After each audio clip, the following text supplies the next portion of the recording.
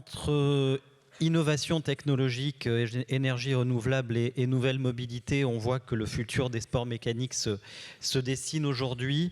Comment nous préparons-nous l'avenir, avec quelle technologie et quelle discipline? C'est les sujets que nous allons balayer. Le sport automobile doit évoluer vers le décarboné, le zéro émission. C'est clairement l'enjeu de la mobilité de demain.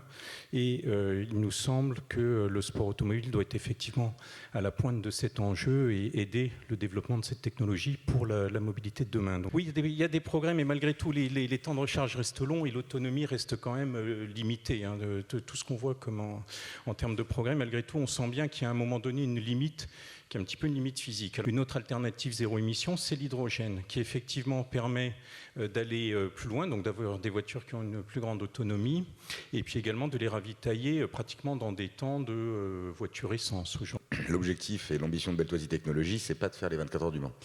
C'est justement de remplacer et de contribuer à la transition énergétique sur une partie de l'activité du sport automobile qui concerne les courses sprint, les formats d'exploitation où la techno électrique est adaptée.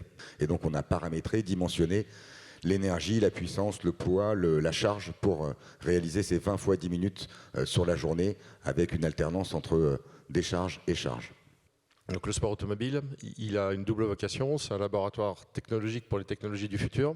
La deuxième vocation du sport automobile, c'est un outil marketing, augmenter la notoriété de nos produits et puis communiquer sur notre savoir-faire, et aussi sur le fait, dans le cas de l'électrification, que l'électrification, bien sûr, elle répond à des enjeux environnementaux, mais ça peut aussi générer de l'attractivité et du plaisir de conduite en termes de souplesse, en termes de comportement routier, parce qu'avec les batteries, on va baisser le centre de gravité.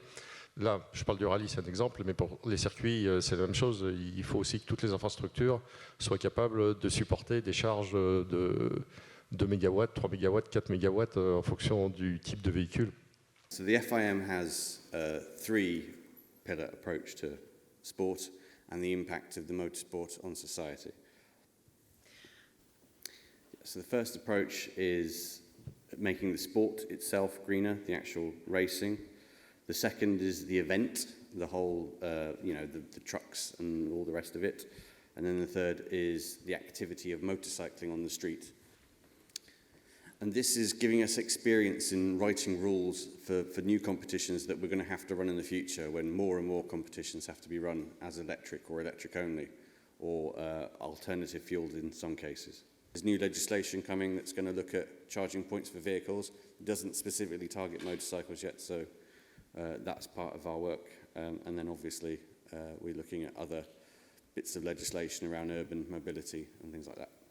Et puis des freins un peu d'ordre maturité de la technologie. Il faut réaliser que l'hydrogène est une technologie très récente par rapport aux technologies thermiques contre lesquelles on va être en compétition. Stockage de l'hydrogène, parce que l'hydrogène c'est la molécule la plus légère de l'univers, la plus abondante aussi. Un problème de poids à la fois sur le stockage et sur la pile.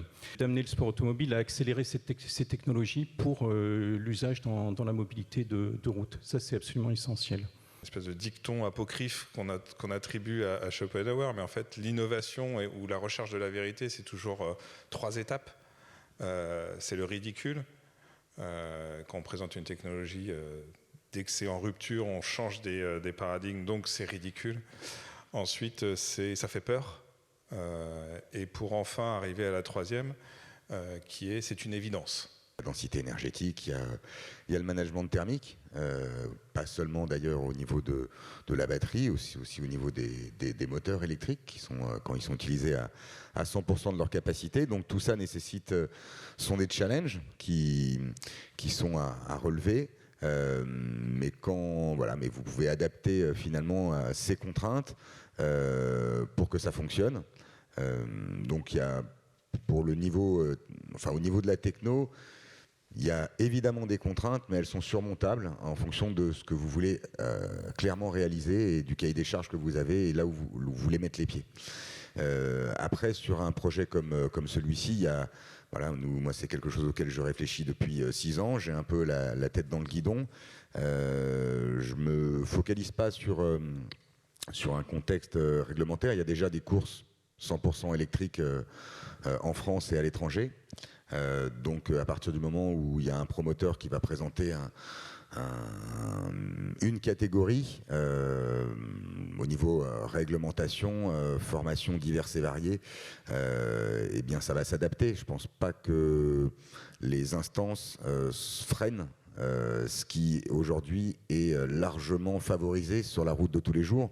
Je ne vois pas pourquoi ça serait un frein. Je pense qu'ils vont plutôt l'accompagner et l'accueillir à bras ouverts. On ne peut pas se mettre en décalage avec ce qui se passe sur la route et ce qui se passe sur les circuits.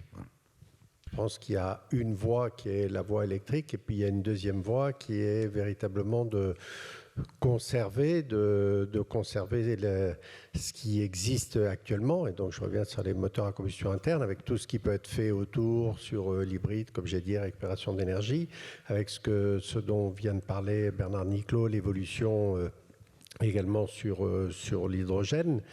Donc il y a véritablement deux voies qui sont bien à explorer. Et si on pense à l'hydrogène en course d'endurance, ce qui a un sens, et puis on est tous en train de travailler là-dessus, ce qu'il faut, c'est qu'on trouve une équation qui permette de se battre au général avec une voiture à hydrogène. Et là, on a encore du boulot pour aller chercher les bonnes performances. C'est beaucoup plus féminin. On a un taux de féminisation de 44%, ce qui dans le sport automobile est quand même très haut, parce que le fait qu'il n'y ait pas de bruit et que ce soit en ville, c'est d'un accès facile. On peut y emmener toute la famille. Et même en tant que passionné, quand on passe un week-end complet et qu'on arrive à rentrer sans avoir la voix cassée et les oreilles qui sifflent, ça peut avoir aussi certains avantages. Le moteur électrique apporte quelque chose en termes de couple qui est exceptionnel. Donc c'est un vrai plaisir à conduire et c'est même peut-être plus délicat par rapport au couple que ça peut générer par rapport à un véhicule thermique. C'est pas la filière des sports thermiques. Donc c'est vraiment du sport méca, c'est-à-dire qu'on vient animer une masse mécanique pour pouvoir prendre du plaisir. Peu importe la propulsion, l'essentiel c'est le plaisir. Au fait qu'on amène des nouvelles technologies dans le sport automobile et qu'on se préoccupe finalement de technologies propres. Et il y a vraiment une adhésion du public autour de ça, je dirais presque plus que des professionnels. Donc ça, c'est quand même sympa à voir. Et je crois qu'effectivement, on n'aura pas trop de difficultés à embarquer les gens et peut-être aussi à rajeunir le public, puisque c'était un des enjeux. À partir du moment où vous arrivez à créer cette compétition, à partir du moment où le public peut voir des gens qui vont se battre pour une victoire, pour être l'un devant l'autre, et qu'ils se disent ça finalement moi je ne saurais pas le faire, mais ces gars-là ils en sont capables, je crois que tout de suite l'intérêt vous l'avez. J'ai un espoir, je nourris un espoir de voir les enfants passer de leur tablette et leur simulateur et de reprendre du plaisir à vivre des émotions pleinement. En gros, on fait les véhicules les plus puissants et les plus performants de notre histoire à un moment où on a l'impression d'être dans un faisceau de contraintes. C'est sûr qu'il y a une tendance, on va dire, qui est plus concentrée sur les cités, où on parle plus de mobilité que de possession en termes de produits. Aujourd'hui, on assiste quand même beaucoup, j'ai envie de dire, à de l'automobile bashing, malgré tout. Voilà, on n'en veut plus dans Paris. Enfin, on sent que ça devient de plus en plus compliqué aujourd'hui, quand on aime l'automobile, de venir et de dire « j'aime l'automobile ». Moi, je voudrais me reprojeter peut-être un peu plus d'un siècle en arrière. Le monde était totalement différent. Et je crois que l'automobile, objectivement, a amené énormément de liberté au XXe siècle. Moi, c'était Thierry Morin qui m'avait fait un jour, l'ancien patron de Valeo, qui m'avait fait la réflexion. Il m'avait dit, ma grand-mère, quand elle se déplaçait quotidiennement, elle devait pouvoir faire 8 km, donc elle allait dans le village voisin, elle allait voir ses copines. Aujourd'hui, quotidiennement, vous pouvez faire 100 km, c'est pas, voilà, ça peut faire partie d'une visite que vous faites dans la journée. Donc vous multipliez par 100, en fait, les possibilités de rencontres que vous faites. Et donc je pense que ça a été un facteur d'émancipation et de transformation de la société qui est fondamental. Et qu'aujourd'hui, les gens qui finalement viennent vous dire l'automobile, ça pollue, etc., ils oublient toute cette question-là. Il y a des très bons ingénieurs du son, et ça existe déjà dans le thermique. Il y a un bruit de synthèse pour des notions de spectacle pourrait remplacer le bruit naturel, et ça existe sur des moteurs et sur des voitures électriques actuellement, ça existe même sur des voitures thermiques depuis une dizaine d'années. Donc je ne pense pas que le bruit soit un frein au développement à l'électrification ou à la voiture zéro émission, parce que je ne veux pas parler seulement de véhicules électriques, je parle de véhicules zéro émission. pour le spectacle. En revanche, ça peut beaucoup aider aussi l'exploitation d'un circuit hors grande compétition. Voilà, le fait qu'on puisse baisser le son du bruit de synthèse. Voilà. Au fond, si on arrivait à amplifier ces bruits-là, si on arrivait à amplifier certains bruits encore mécaniques qui existent et aérodynamiques, il y a peut-être moyen de faire quelque chose qui peut être pas mal en tant que signature sonore. Si on doit retenir les aspects positifs de la crise, on a noté une appétence certaine pour le sport et donc un retour des pratiquants dès qu'il a été possible de rouler. On a évoqué la passion. Elle a manqué pendant la période de confinement. Elle est réapparue dès qu'on a pu réouvrir les portes. Ça a été également une occasion de se rapprocher, je dirais, entre les professionnels et les fédérations, les professionnels et le groupement, les professionnels et les ministères. Et finalement, ça a permis de tisser de nouvelles relations. Et ensemble, j'allais dire qu'on a passé une épreuve difficile et on en sort différent. On en sort sans doute plus apte à se réinventer, plus apte à travailler ensemble, et c'est ça que je voudrais retenir. Le sport mécanique est aujourd'hui capable de fournir de l'emploi, de travailler sur la recherche et de préparer la jeunesse de demain à soit de nouveaux métiers, soit de nouvelles passions. L'impact Covid, tu l'as dit, a un accompagnement très positif de l'État et des fédérations, et je crois que ça c'est à noter. Ça a permis de passer beaucoup plus facilement cette crise importante qui n'est malheureusement pas encore terminée. On a noté aussi quelque chose sur lequel il va falloir qu'on se penche, c'est le vieillissement des acteurs, quels qu'ils soient. Qu'il s'agisse des sportifs eux-mêmes, qu'il s'agisse des accompagnateurs, qu'il s'agisse des circuits, qu'il s'agisse des bénévoles. Il y a un véritable problème de recrutement des bénévoles. On en fait partie, bien sûr. Recrutement, effectivement, très difficile des commissaires aujourd'hui, enfin de tous ceux qui font la compétition et sans lesquels il n'y aurait pas de compétition. C'est un vrai problème. On n'a vraiment pas encore réfléchi sur comment traiter ce problème, mais il y a une question de fond à traiter avec les fédérations et avec le GPSM. On a parlé rapidement de l'avenir de la e-compétition du digital. C'est une question qu'il va falloir qu'on se pose. Comment elle devient complémentaire? Sous quelle forme des sports mécaniques traditionnels? Et puis il y a une grosse interrogation, c'est sur la date de la vraie reprise de l'après-crise. Aujourd'hui, vraiment, c'est très aléatoire et personne ne sait dire à quel moment on dira c'est du passé. On voit bien que même 2022 risque d'être partiellement compromis. La deuxième table ronde sur la démarche environnementale, ça vient d'être dit, les échanges ont été vraiment très très riches. Vous avez pu voir au travers du magnifique petit film là sur tout ce que l'on fait de bien aujourd'hui sur un exemple de 3 circuits, mais il n'y a pas que ces 3 circuits, il y en a d'autres.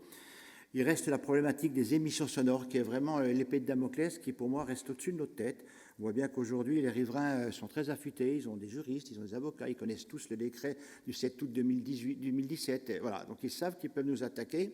Ce que j'ai défendu auprès du ministère des Sports, c'est que, ça a été dit un petit peu par Benjamin tout à l'heure, il n'y a pas que les sports mécaniques qui font du bruit. On a parlé des matchs de football, quand vous êtes au Parc des Princes ou autre, je sais que les riverains commencent par dire attention, halte là, quoi. Voilà, il faudrait qu'on se trouve tous ensemble, tous les sports qui sont bruyants, entre guillemets, même s'il n'y a pas d'engin, comme le foot ou le basket ou autre, quand ils sont dans une salle et que c'est ouvert au public, il y a aussi une problématique. Donc là, il faut qu'on se trouve tous ensemble. Et puis surtout, ce que j'ai noté, ça a été dit, c'est nécessité de communiquer fortement sur tout ce qu'on fait de bien en termes environnementaux. On a vu tous ces beaux exemples. La construction de la piste de la Ferté-Gaucher, c'est un exemple. C'est assez impressionnant et je crois que beaucoup d'entre vous n'imaginaient même pas tout ce qui a pu être fait pour construire un circuit du futur. Et donc, il va falloir que nous nous en inspirions et qu'on communique fortement. En ce qui concerne l'avenir des sports mécaniques, c'est vraiment la question de fond aussi. On a bien senti aujourd'hui qu'on ne sait pas répondre exactement sur quel sera l'aspect des sports mécaniques dans 10 ans. Le marché automobile progresse très vite avec des modèles électriques. Il est évident que les compétitions doivent aussi s'adapter, sinon totalement, au moins partiellement. Pour 2 raisons. Laboratoire d'innovation, c'était vrai pour le véhicule thermique, ce sera vrai pour le véhicule électrique. Et je crois qu'avec toutes ces nouvelles technologies, on peut être un véritable laboratoire de la compétition qui va servir la voiture électrique ou à hydrogène de demain. Même si l'évolution vers l'hydrogène, on l'a vu avec Bernard Niclot, ça pose quelques contraintes, le stockage, le refroidissement, le poids des véhicules, etc. Donc c'est également des problèmes techniques qu'il va falloir résoudre. Et donc le dilemme, c'est sur la survivance des compétitions avec des véhicules électriques ou à l'hydrogène. quelle transition, comment et selon quel planning. Et là, malheureusement, aujourd'hui, on ne saura pas répondre à cette question, mais peut-être que dans les années qui viennent, on y verra un peu plus clair avec l'expérience de ce qu'on va voir, ce qu'on va vivre dans les quelques années qui viennent. Je vous donne pour moi maintenant rendez-vous au Mans, les 23 et 24 novembre, encore le Mans, pour le congrès annuel du GPSM. Ce sera un congrès New Look aussi. Il y aura une vingtaine de personnes, enfin de structures qui exposeront du matériel utile pour les circuits, sécurité, signalisation, etc. Mais il y aura aussi pour la première fois une dizaine de start-up, et on a appelé ça le GPSM Lab, qui vont essayer de voir dans quelle mesure des applications militaires peuvent être appliquées aux applications civiles, en particulier au service des circuits. Ce sera très intéressant. Donc, une dizaine d'entreprises, de jeunes, de start-up vont pitcher devant nous, devant ceux qui seront là pour un peu expliquer en quoi leur innovation va servir les sports mécaniques demain. Ça, je pense que c'est également très important. Et j'espère qu'on aura aussi des journalistes à ces 2 journées intéressantes. Et c'est aussi un moment convivial où tout le monde des sports mécaniques se retrouve, les circuits bien sûr, les promoteurs maintenant, les constructeurs, et puis l'ensemble, et puis les 2 fédérations bien entendu.